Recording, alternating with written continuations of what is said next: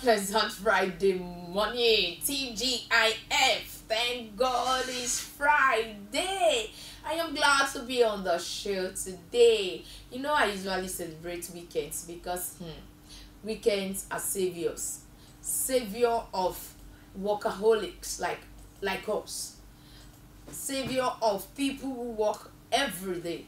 So we love weekends here. We love weekend a lot. And welcome to the CA Breakfast Show channel. The week. Finally. After all the brouhaha of the week, you know, from the whole Lagos Calabar Coastal Highway down to the cybersecurity levy, down to Hadi Sirika, down to everybody, down to Fubara, and the rest. It's been a very, very intense week, and we do hope that next week will be. We don't want next week to be any short of answers to all the questions that laid out this week. A lot of persons had questions about the cybersecurity levy issue. A lot of persons questioned the Lagos Calabar Coastal Highway project.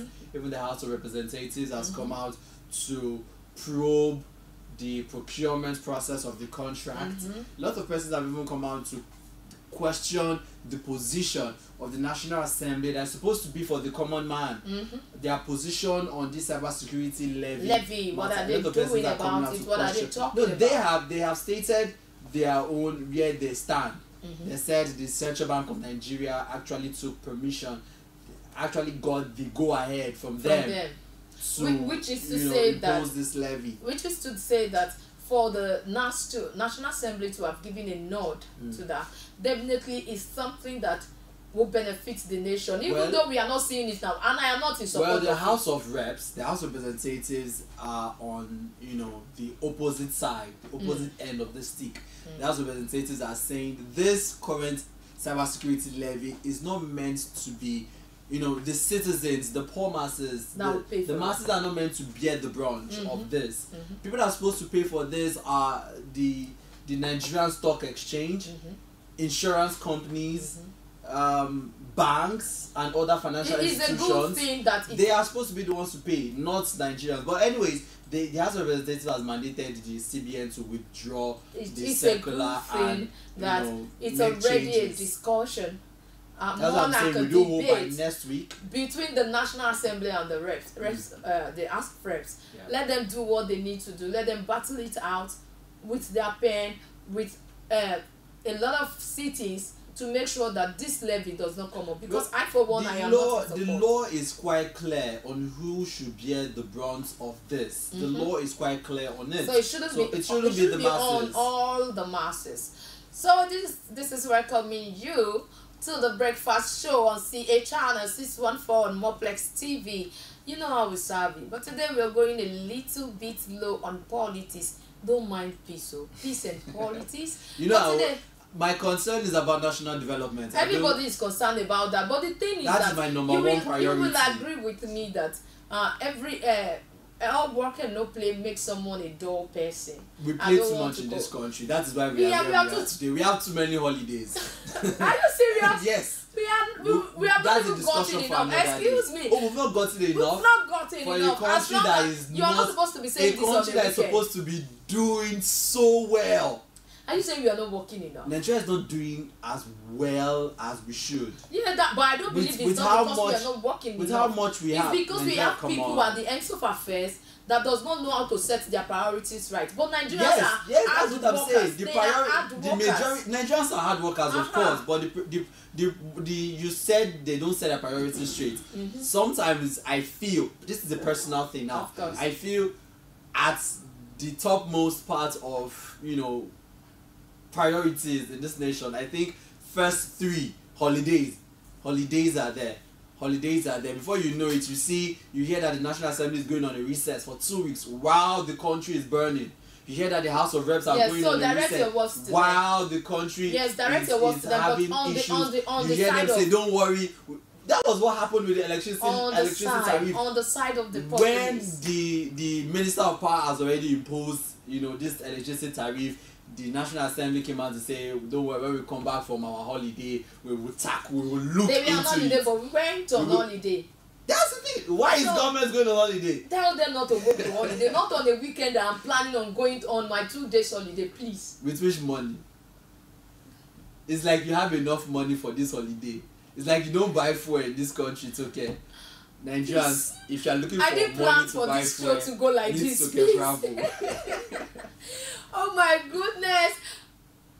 Of course you're enjoying the show. I will go on a quick break. When we come back, we are going straight to see the lucky stories that made it to the front pages of the newspaper.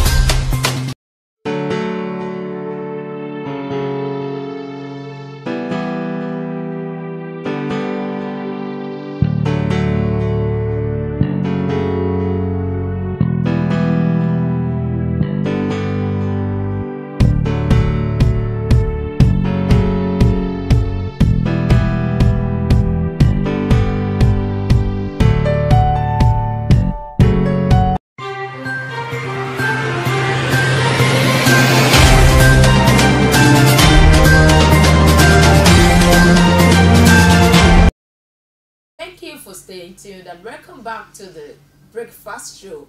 Started with The Guardian this morning. Our real estate firms, agencies please prospective property buyers and tenants. That's on the banner headline of The Guardian newspaper. One reportedly killed, several injured in fresh Okwama violence. I think the government should not take this lightly. Even as the military has said they are withdrawing their personnel from the community. We are still having this. So the government should check into it properly. As of reps direct CBN to off implementation of 0.5% levy on e-transactions. 45-year-old cleric defies 3 minors in Kwara. In Kwara blames devil. This is serious. It's always the devil's hand. 45-year-old cleric defies 3 minors in Kwara State. 3, not just 1. And he blames the devil. It's always the devil's handwork. The devil is quite gentle. At this point, he's supposed to come out and punch this man's face. Like, are you sure I am the one? Did you see me? I don't know the level at which the leniency you would follow this case up, and you get to realize that this cleric, nothing damaging, because he has caused damages to these minors. Yes, he has. He has caused damages that would affect them for the rest of their lives if they are not able to control some. He just ends up serving some jail terms, and that's it. This way. IMF projects 24% inflation rate for Nigeria by year end. We're going into another inflation. Reduced. IMF projects 24% inflation rate for Nigeria by year end. You know, currently our inflation rate is standing at over 30%. All right. So if it's at 24%, it's going down. We need it to go down more. Yeah. Senate okays death sentence for makers of illicit drugs. I think this is way to go. And that's what we have on the Guardian newspaper this morning. There are some other analysis concerning the transaction exempted from the cybersecurity levy. If you want to know more about it, just get yourself a Guardian newspaper this morning. Alright, let's have a look next at the Vanguard newspaper. Senate okays death penalty for manufacturers of dangerous drugs.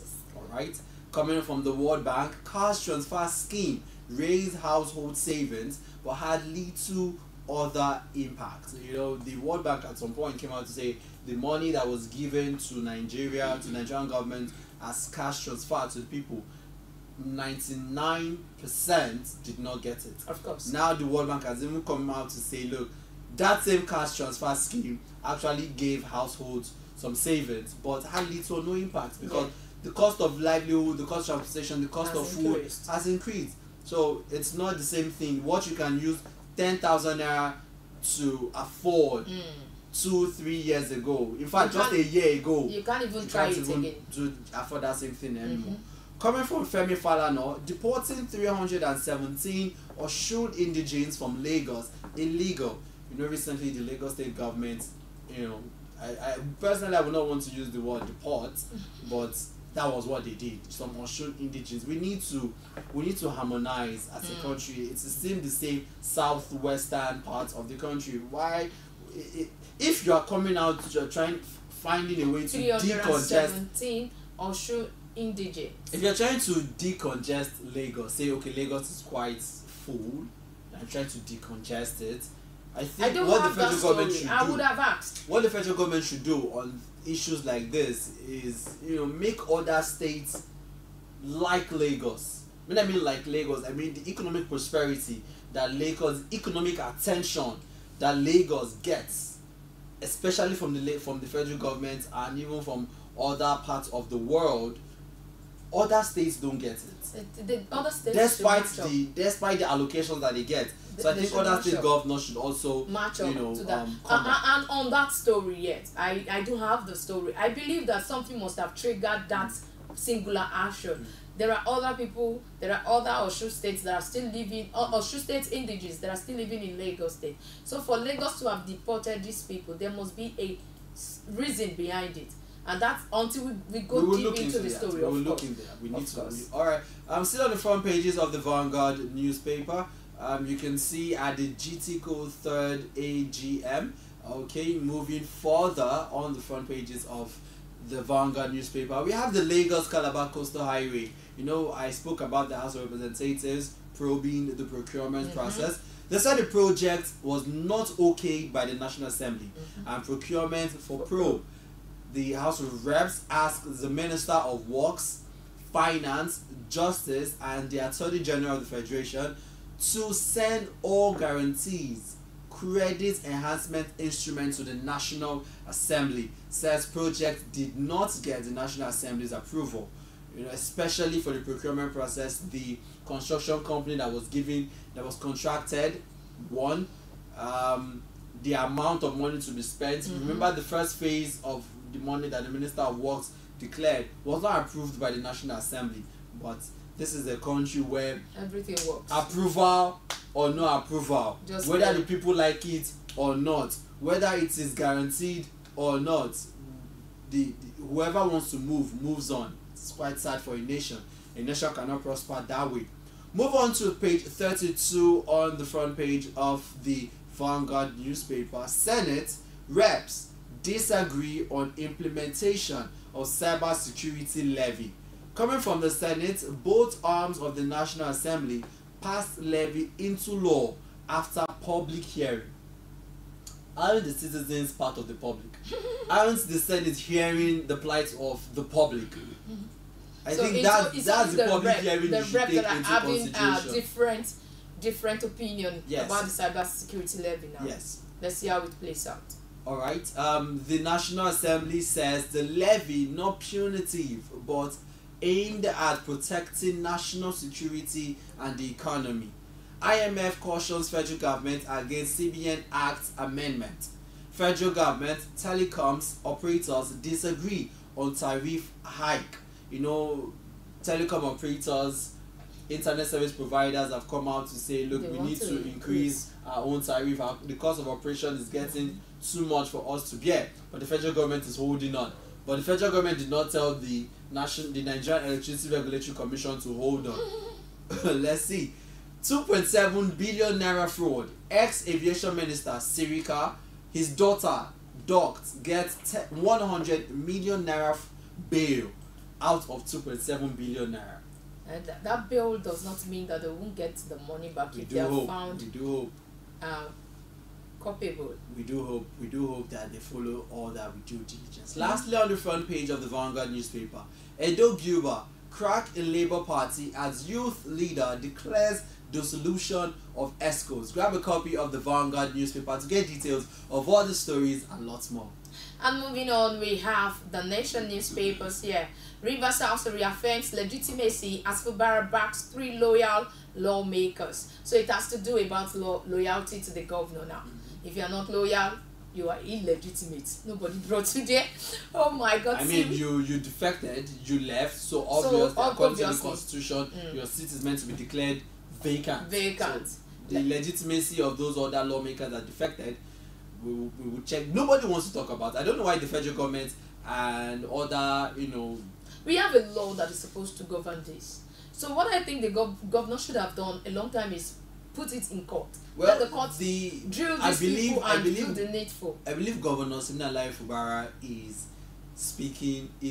acting, he doesn't want to act outside of what President Bola Ahmed Tinubu told him. One of the lines in the peace accord that he signed was that those 27 lawmakers that defected have to be brought back into the House of Assembly.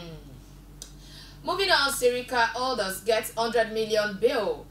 Chibok girl back with 3 kids after 10 years. Senate announced differs on cybersecurity levy. And moving on the banner headline, we have NLC justifies 615,000 naira demand. That's on the minimum wage. And moving on again,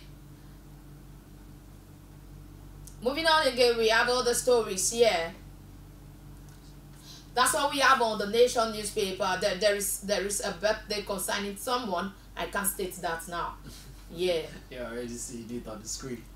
Oh. Alright, let's move on to Daily Trust. Insecurity. Kaduna to relocate 359 schools. How does that solve the problem of the insecurity? Relocating 359 schools to where? If they are going to relocate, definitely there is a place to relocate to. If this is coming from them, but the truth is that, is this the best way to tackle insecurity? I mean, a lot of money is put into the Ministry of Defense. A lot of money is budgeted for defense in the country, and aside from that, most of the defense chiefs are from these states, these northern states. Have you seen? I saw Zulum, the governor of Borno State. During this time, the way he defended his territory, the way he was battle ready for Boko Haram and all that kind of Borno has less cases of banditry, all that stuff. Like it used to. You understand? Let other governors be proactive. The federal government cannot be everywhere at every point in time. We have a lot. See, look, this is one thing we keep on. That's why we've been clamoring for state police. Some people are still against the state police. You know why? Because we have governors. I would say this and I would say it unapologetically. We have governors that are just there to every month go to Abuja and collect allocation. They just want to bear the title. That's just what they do. They want to bear the title of being a governor. They just want to go to Abuja. If you have a system that ensures each state has to work out their own security, has to work out their own livelihood, has to, you just remit money to the federal purse. You remit, but you are in charge. Each state has the ability to, you know, work for itself, not the one that let's say Kaduna, now that we are talking about, Kaduna is having insecurity challenges. The commissioner of police in Kaduna cannot do anything except he goes to Abuja to receive authority, to receive orders. And if Abuja says, well, we are not ready for you yet, we are saying sorry, he can't do anything. I don't want to agree with that. No, that's how it is. That is the structure we are running. We are running based on the structure. That's on one part. Every state gets allocation for security. They have that on their allocation. You understand? You do know. What has this governors done? I am talking about a governor now, okay, and he has been able to battle it. I was following all through all the